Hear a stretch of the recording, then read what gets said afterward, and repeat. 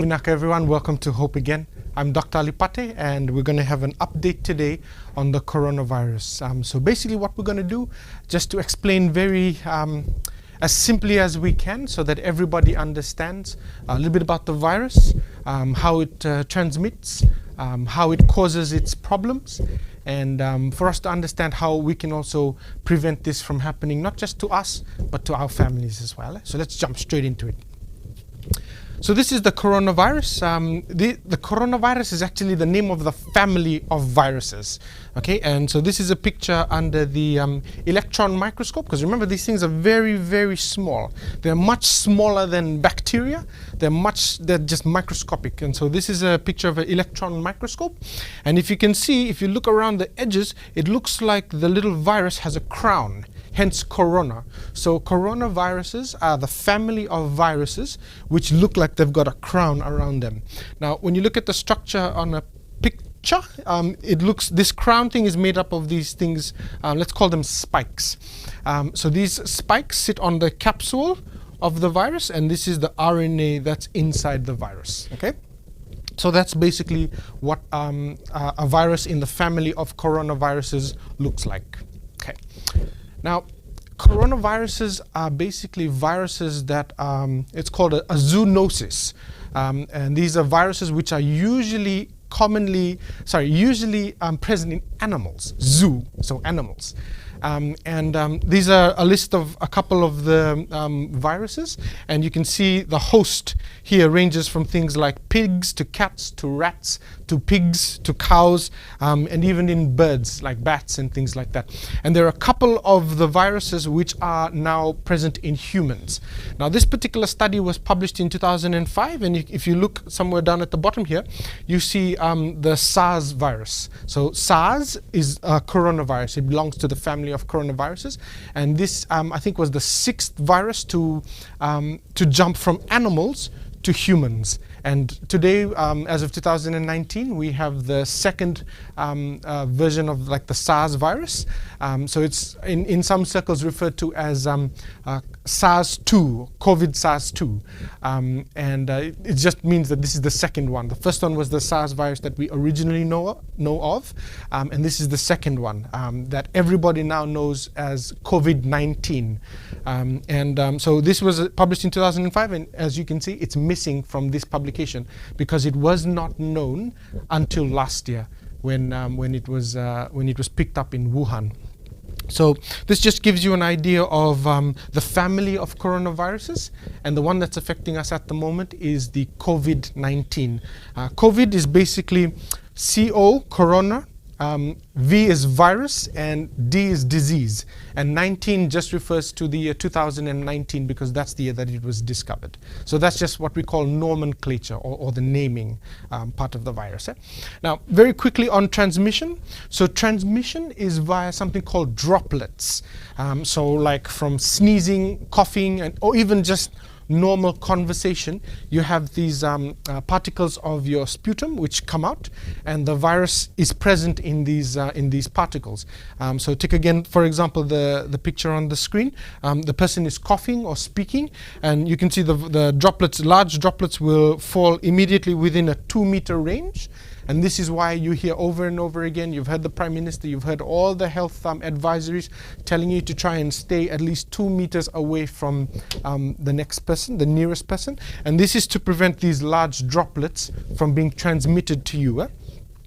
So 2 meters on average. There's some that can go further than that, 4 meters. And also if you've got a bit of a wind blowing, if somebody sneezes all of a sudden and just at that point a gush of wind blows by, it can transmit the droplets to you as well.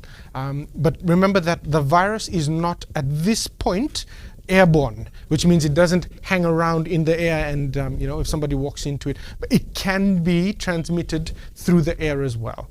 So just keep that in mind as we talk about the transmission. So again, once again, it's droplets just coming straight out of your face into the the vicinity just immediately around you within 2 meters.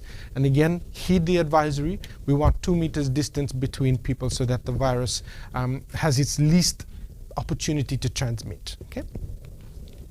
So this is a picture from the Center for Disease Control in America. Just gives you a rough idea of what the coronavirus looks like. So these with the spikes and the crown-like appearance, and these are normal cells, and you can see the little what's called the receptor on top of the normal cells. So basically, once the virus gets transmitted, it travels through the body looking for specific cells, okay, and specific transmitters. Now, basically, we know that this is the coronavirus, this is the body cell, and as you can see, the virus has one of its spikes, which is connecting with a receptor on a cell. And this receptor we know to be the ACE2 receptor. Now, these are receptors that are present in the lungs, for example, in the gut, and in the body's kidneys. Now, these receptors are usually protective, but if a virus goes and binds to a protective receptor, that makes it useless. Okay, so therefore the protection is removed, and that's how diseases can occur. Okay, so basically once it binds to the ACE receptor, it goes into the cell. It enters the normal human cell, and then the virus uses the cell's normal function to replicate itself. So the cell is like a factory. The virus enters the normal human body cell and takes over the factory, and it starts to mass produce itself. And that's how the virus transmits. So once it finishes, it comes out again, and it starts to spread to another cell and another cell. Now, during this period, the patient may not show symptoms. It's just started entering the cells, it's just started causing its damage, and so this is the period where the patient is asymptomatic. Now, something that's interesting about COVID-19 is we're starting to see evidence that even though the patient doesn't show any signs or symptoms of being infective, they are able to spread. And we'll talk a little bit about that later on, so just keep that in the back of your mind. So basically, it binds to the receptor on the cell, it enters the cell, it uses the cell's own mechanics and reproduces itself, and then it moves on, and that's how it causes its infection. Again, this is an electron micrograph photo of, you can see here the coronavirus with its spikes, and it's just bound to a human cell. Okay, so as the virus begins to replicate, make more of itself, it starts to overtake the ACE2 receptors, and the lungs can start to get damaged. This is focusing on the lungs, which is seems to be the main area that causes trouble. Now, as it starts to damage the lungs, one of the first things it attacks is a vital part of the lung called the cilia. Now, the cilia are hair-like structures inside the lungs, and it's got a very important function. Now, its function is to get rid of all the dirt that builds up inside the lungs, inside the deepest areas of your lungs. You have this cilia which bring up the dirt, and the body's natural mechanism is to cough it out. Okay, now if the cilia gets damaged, then you are unable to have a productive cough. So like when you're coughing and you have the mucus come out. Now that mucus has only come out, that's the dirt and stuff inside your lungs. It's only come out because of the fact that your cilia are able to bring it out. Now, if your cilia get damaged, then it makes sense. Your cough will not be productive. You will have a dry cough. Okay, and that's because your cilia are damaged. Now, because your cilia are not able to do its function, basically the dirt and stuff start building up, okay, inside your lungs, inside the smallest parts of your lungs. And if you have a look at this diagram over this side, it shows that the small spaces that are supposed to be filled with air start to fill up with junk, with the dirt, with fluid.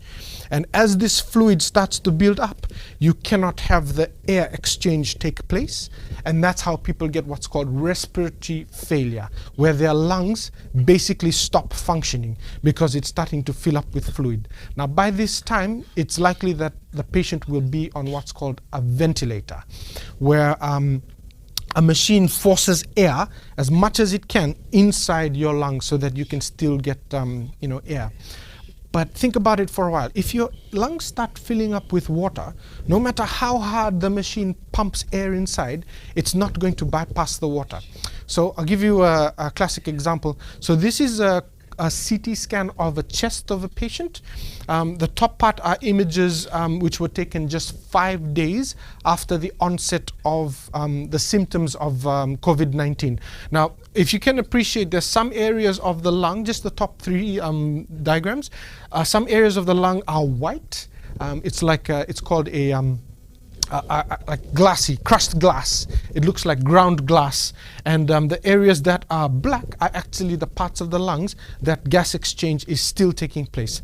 The white glassy areas, there's no gas exchange taking place. So if you have a look at the lung, this is just a couple of days after the patient was admitted, you can see that there's very little area where where air is actually exchanging inside the lungs, and therefore this patient is suffering quite a bit.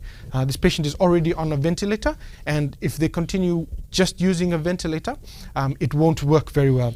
This image is down at the bottom. These are after a few days, I think it's about 19 days of treatment with another procedure called extracorporeal membrane oxygenation. And I'll just talk very briefly about that. So basically, it's because the lungs are so filled up with water, it can no longer do its function of gas exchange. And ECMO is basically an artificial lung. They're just taking blood out of your body, putting it into a machine which oxygenates your blood, basically does the function of the lung, and then puts it back into your body again. This so that it takes the load off your lungs, giving your lungs the ability to be able to heal. Because remember, with viral illnesses, specifically with COVID-19, we do not yet have treatment for it. There's no medication that kills the virus at this point that we know of.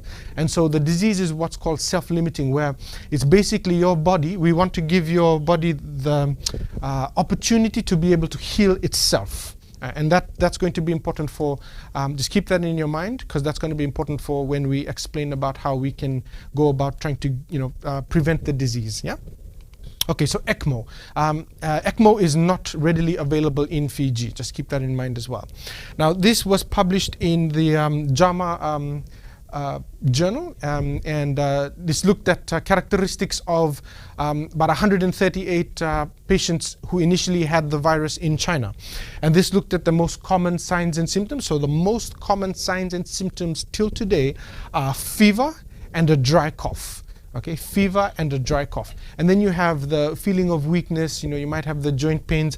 Down the line, you have gastrointestinal systems, but the most common ones are a dry cough, fever, and just feeling yuck. So that's basically almost every viral infection you know of presents like that. Okay, so it's very non-specific.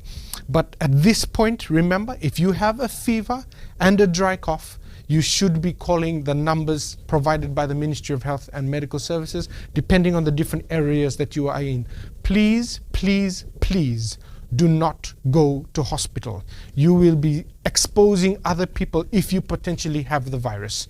Call the number on the screen. A team will be sent to your house, and they'll be able to take you safely to an isolation unit where you will be treated. Okay, that's extremely important, and I cannot overemphasize that. This slide is both good and bad, because the majority of patients who contract the virus, the symptoms are very mild. Casing example is our the first patient to be diagnosed in Fiji. He had very mild symptoms. He didn't think much of it, and he was attending Zumba classes, still mixing and mingling with other people. Inadvertently, not knowingly, he was transmitting the virus, and this is what makes it dangerous. Yeah, and it's the people who contract the virus who end up in intensive care. These are the elderly. These are the patients who have pre-existing conditions, heart disease, diabetes, pre-existing medical conditions which weaken your immune system, which decrease the ability of your body to fight the virus. And these are the people ending up with hospitalization and in the intensive care unit. Again, our plea. You need to do this for everyone, not just for yourself or your family. But when you isolate yourself, when you take your hand washing seriously, these are ways that you are protecting everybody here in Fiji, not just yourself and your family. It's almost your civic responsibility now to behave in a way that doesn't encourage the transmission, okay? this curve everybody needs to understand, and it's trending now on Facebook, hashtag flatten the curve. So what they're talking about is this line is the healthcare system's ability to take care of patients. Okay, now if we don't take the measures that we are currently trying to take, the social isolation, the staying home, the making sure that you wash your hands, those sorts of things, then if we don't take those measures, then very quickly our healthcare system will not be able to cater for the number of people who are being infected. And it's sad to say, but you only need to look at what's happening in places like Italy and Spain. Some of the countries in Europe with the best healthcare systems, they've just been absolutely overrun by cases of COVID-19. Now here in Fiji, here in the Pacific, we do not want this to happen. We want to flatten the curve. We want to be able to manage the disease before it becomes something that our health system can cater for. And we can't do this alone. We need everybody's help. Every single Fijian needs to be able to understand that this disease is something that affects all of us. And it's our responsibility to make sure that we are not transmitting the disease. It's a social responsibility. We need to flatten the curve, okay? Now, I want to emphasize about soap because people are taking this really lightly. I know that within the first couple of days, pharmacies ran out of hand gels, alcoholic based. Now, let's go back to basics. Let me explain the science of soap and why soap is absolutely critical to us managing this disease, okay? Now, on the right here, we have basically the coronavirus, an example of a coronavirus. So you can see the genetic material inside. Now, the membrane, the layer, the skin of the virus is made up of lipids. Lipids is basically fat, okay? That's very important. It's basically fat. And you can see the spikes over here. So that's basically the anatomy of the coronavirus. Now, let's have a look at soap. Very interesting.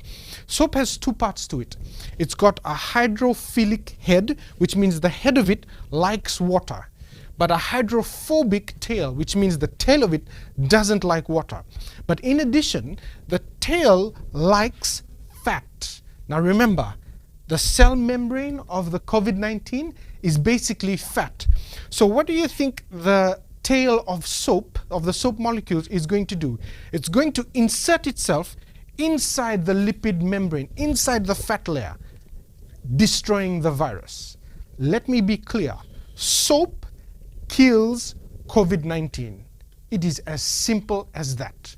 Not just that, but it also binds to all the particles and takes it away. And when you use the water washes it away. So not only does it kill, but the process that you go through washing your hands with soap and water removes the viral particles from your hand. Now, on the other hand, an alcohol-based solution kills the virus, yes, but it doesn't remove it off your skin. So it's like going into a room that's full of flies, spraying it with like Mortin, and just leaving the room. The flies fall on the ground and it's still there.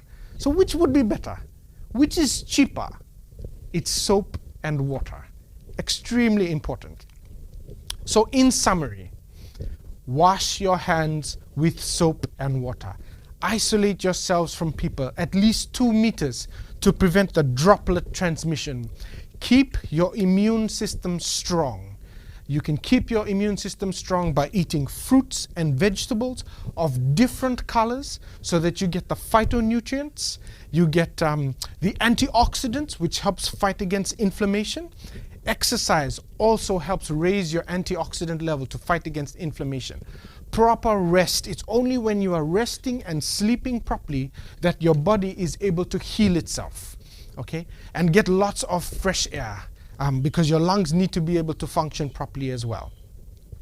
It's very important that we all keep up to date with the health messages that are coming from the Ministry of Health and Medical Services, from WHO. Go to these trusted places for information. Don't rely on Facebook. Don't rely on social media to get your information about COVID-19.